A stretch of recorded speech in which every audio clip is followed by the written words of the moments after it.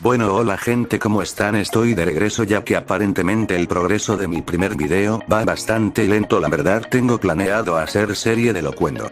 Solo que el problema sería que no cuento con los recursos como caras, sonidos y fondos, así que si alguien conoce buenos packs que pueda utilizar en Power Director se lo agradecería mucho. Ay Dios mío, segundo video y sigues con lo mismo. Ya sé que es mucho pedir. Sí, pero oye luego porque no tenemos más visitas. Vamos, calmate, sabes que en realidad sí lo necesitamos. Está bien, pero aún así no me gusta pedir tanto favor.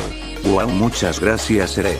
No hay de qué, bueno, tengo cosas que hacer, nos vemos. Bueno, después de eso daré algunos anuncios. Primero, estaré trabajando para crear series tanto de Locuendo como de Gacha junto con memes o parodias. 2, ya que no sé la opinión de cada uno, me serviría que dijeran que le faltan a mis videos, para mejorar se los agradecería mucho. 3, como probablemente se habrán dado cuenta, tengo planeado subir algunos gameplays de juegos para celular como el de Dragon Ball Legends, que está de fondo donde juego una que otra partida PvP, no sé cómo darán la idea de esto. 4, ideas futuras además de los gameplays, series y memes. También tengo planeado secciones del canal para los subs como memes que me manden, chistes en los cuales me los pueden mandar para subirlos, claro, pero todo el crédito suyo. Además sería otra sección de opinión donde me pueden mandar un tema y yo dar mi opinión a este, y como última sería sección de recopilación de imágenes donde me dicen serie, anime, etcétera. Como muestra, estoy trabajando en uno de Dragon Ball. No sé cómo verán estas ideas, así que denme su opinión de cada una de ellas. Bueno, esos eran todos los avisos, espero y les hayan gustado las ideas. Sé que pido mucho favor para hacer segundo video, pero la verdad lo de Locuendo me servirán mucho para traerles nuevos videos al canal y también para traer a loquenderos como Glaceon 471, a Grimpon Loken, entre otros.